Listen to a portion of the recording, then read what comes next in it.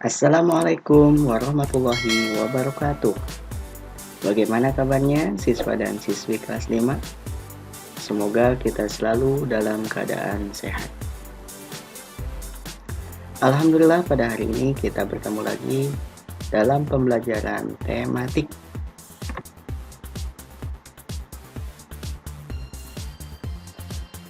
Pada hari ini kita akan mempelajari tematik 5B, subtema 2, pembelajaran 5 dan 6, subtema 3, pembelajaran 1 dan 2. Sebelum kita mulai pembelajarannya, marilah kita berdoa dulu. Berdoa dimulai. Berdoa selesai. Silakan disiapkan buku tulisnya, buku paketnya, dan alat tulisnya. Mohon semuanya bisa konsentrasi menyimak video pembelajaran dari awal sampai akhir, supaya materi yang disampaikan bisa dipahami. Jika ada materi yang penting, silakan untuk ditulis di buku catatan atau di buku tulis masing-masing. Bagaimana? Sudah siap untuk memulai pembelajarannya? Adapun tujuan pembelajaran pada hari ini adalah setelah pembelajaran, siswa dapat 1. Memahami bahaya polusi udara bagi kesehatan dan cara melindungi diri dari polusi udara. 2. Memahami faktor penyebab gangguan pernapasan, penyakit yang menyerang pernapasan, dan cara merawat organ pernapasan. 3. Mengidentifikasi kata tanya dan penggunaannya, kata baku dan kata tidak baku. 4. Mengidentifikasi hak, kewajiban, dan tanggung jawab ketika musyawarah. 5. Mengidentifikasi persiapan sebelum mementaskan tarian. Perhatikan gambar berikut. Apa yang dapat kalian kemukakan sesuai dengan gambar tersebut? Ayo, siapa yang bisa berpendapat? Ya, betul. Ini adalah contoh gambar polusi udara. Tidak semua orang mendapat kenyamanan tinggal di daerah yang bersih udaranya. Beberapa orang terpaksa tinggal di daerah dekat jalanan yang berdebu atau di dekat pabrik yang menyebabkan polusi udara. Bahaya polusi udara bagi kesehatan antara lain menyebabkan kesulitan bernapas, merusak sel-sel dalam organ pernapasan, menyebabkan iritasi serta infeksi pada hidung, saluran pernapasan hingga paru-paru, memperbesar resiko terserang kanker paru-paru, memperburuk kondisi penderita penyakit paru-paru dan jantung. Ini adalah bahaya polusi udara bagi kesehatan.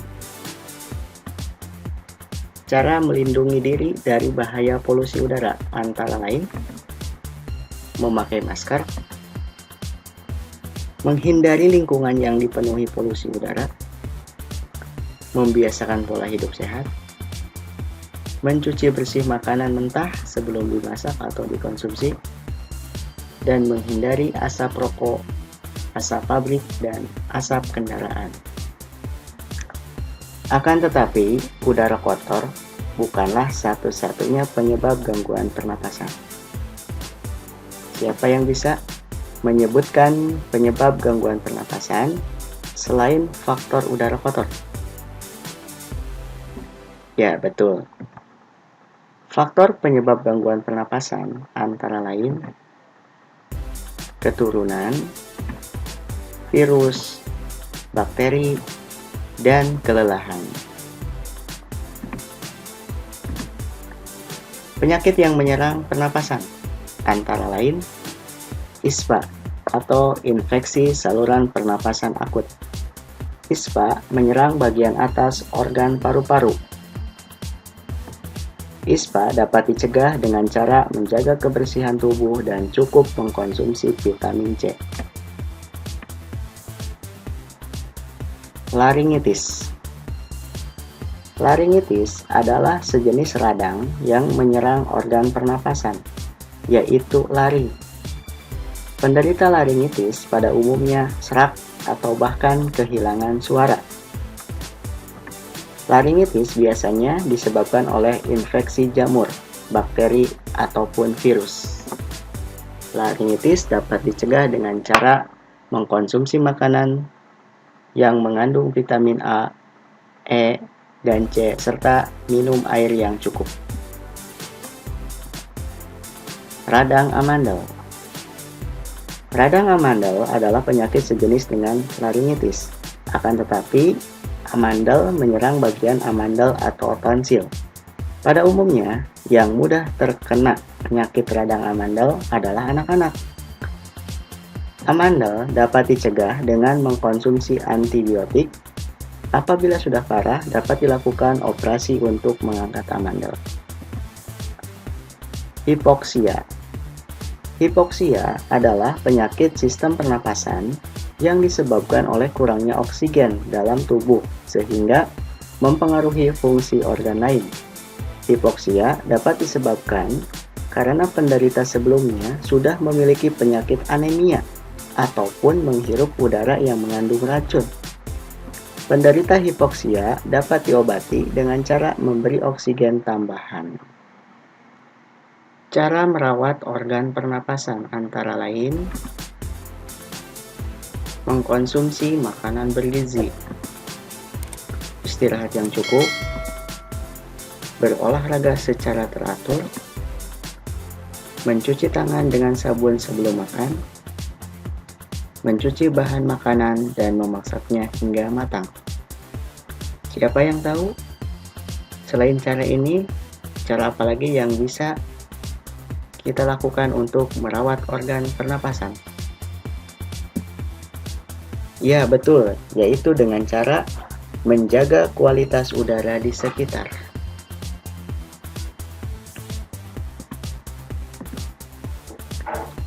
Berikut adalah teks dengan judul Menjaga Kualitas Udara di Sekitar.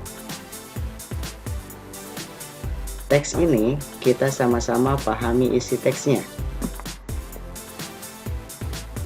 Untuk memahami informasi isi teks dapat diketahui dengan menjawab pertanyaan dari rumus adik Simba.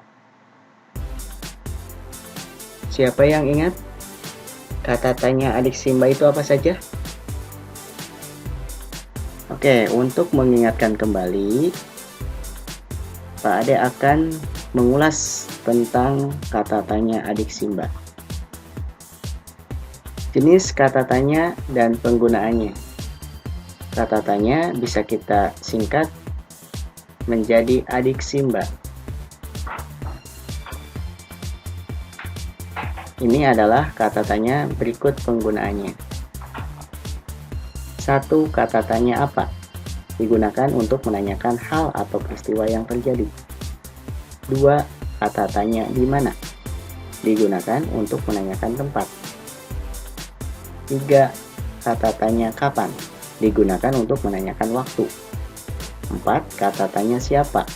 Digunakan untuk menanyakan orang atau yang terlibat dalam peristiwa. 5. Kata tanya mengapa? Digunakan untuk menanyakan penyebab terjadinya peristiwa. Dan yang keenam, kata tanya bagaimana? Digunakan untuk menanyakan proses atau keadaan. Keenam kata tanya ini bisa kita singkat menjadi adik Simba. A. Apa? Di mana? K. Kapan? Si. Siapa? M. Mengapa? Dan B. Bagaimana? Selanjutnya kita pahami informasi yang ada pada teks yang berjudul Menjaga Kualitas Udara di Sekitar dengan cara menjawab pertanyaan yang diberikan. Jawablah pertanyaan-pertanyaan berikut berdasarkan teks. Nomor 1. Apa yang dimaksud lahan hijau? Nomor 2, di mana letak lahan hijau Taman Suropati? Nomor 3, siapa yang memberikan piala Adipura? Nomor 4, mengapa udara di lingkungan sekitar harus mengandung banyak oksigen? Nomor 5, bagaimana cara menjaga agar kualitas udara di lingkungan sekitar tetap terjaga? Untuk menjawab soal-soal tersebut, tentunya kita harus membaca dulu teksnya dengan cermat dan teliti. Ayo, siapa yang bisa menjawab nomor 1? Apa jawabannya? Terdapat pada paragraf berapa jawaban nomor 1? Ya, betul. Ya. Jawaban nomor 1 terdapat pada paragraf 2. Lahan hijau adalah lahan yang memiliki beraneka ragam tumbuhan. Nomor 2. Siapa yang tahu jawabannya? Ya, betul. Letak lahan hijau Taman Suropati terletak di Menteng, DKI Jakarta. Nomor 3. Siapa yang tahu? Ya, silakan. Ya, betul. Jawabannya adalah pemerintah. Nomor 4. Siapa yang tahu? Ya, silakan. Ya, betul sekali ya. Jawabannya adalah supaya udara segar dan bersih, bebas polusi, sehingga kesehatan kita akan lebih baik dan daya tahan tubuh menjadi lebih meningkat. Nomor terakhir, siapa yang bisa? Ya, silakan. Ya, betul. Jawabannya adalah melakukan penghijauan atau reboisasi. Bahasa teks biasanya menggunakan bahasa baku atau kata baku.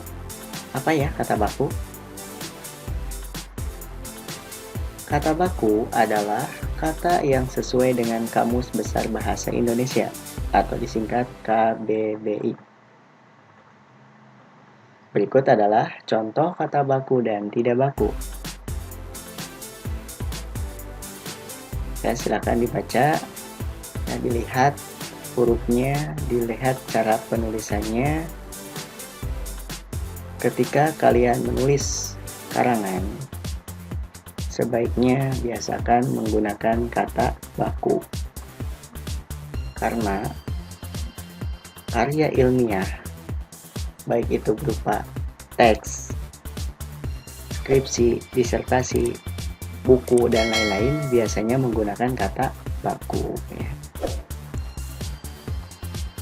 Menggunakan kata baku baik dalam tulisan ataupun dalam berbicara merupakan bentuk tanggung jawab yang harus kita laksanakan.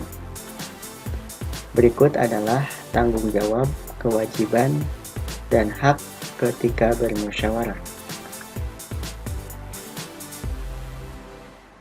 Kewajiban ketika musyawarah. 1. Menghargai pendapat orang lain. 2. Menghormati perbedaan pendapat. 3. Mengangkat tangan sebelum berbicara. 4. Melaksanakan musyawarah dengan semangat kekeluargaan. Tanggung jawab ketika musyawarah. 1. Menaati tata tertib musyawarah. 2. Melaksanakan keputusan musyawarah dengan sungguh-sungguh. 3. Menghargai hasil keputusan musyawarah.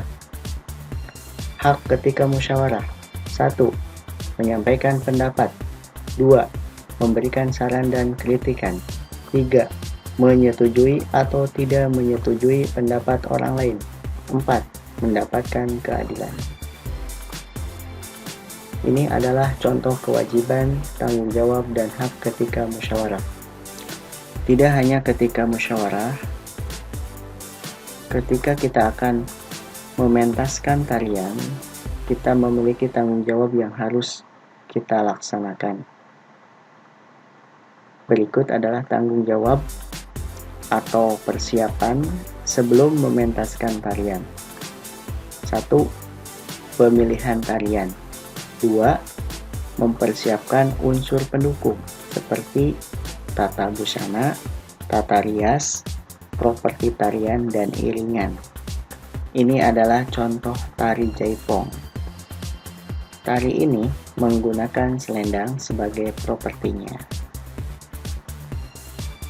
Alhamdulillah, pembahasan materi pada hari ini sudah selesai.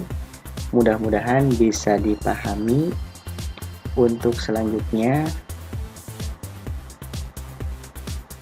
untuk mengetahui pemahaman kalian tentang materi yang telah diberikan, silahkan untuk mengerjakan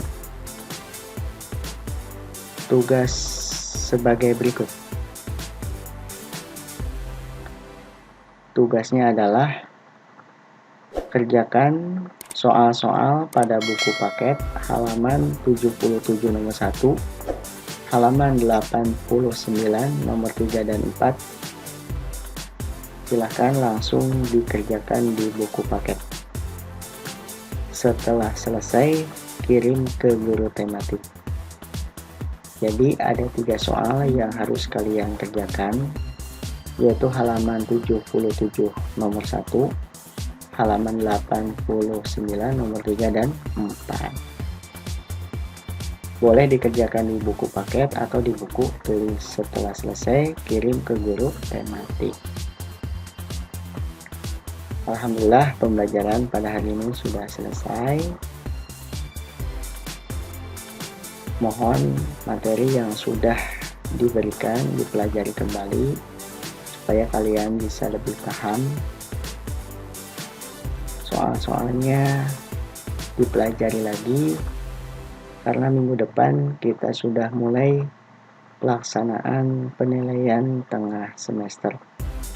Tetap semangat, rajin dalam belajar, supaya nanti hasil penilaian tengah semesternya mendapatkan nilai yang memuaskan. Sekian dari Pak Ade untuk hari ini. Terima kasih atas kerjasamanya. Dan mohon maaf atas kekurangannya. Pak Ade akhiri. Wassalamualaikum warahmatullahi wabarakatuh.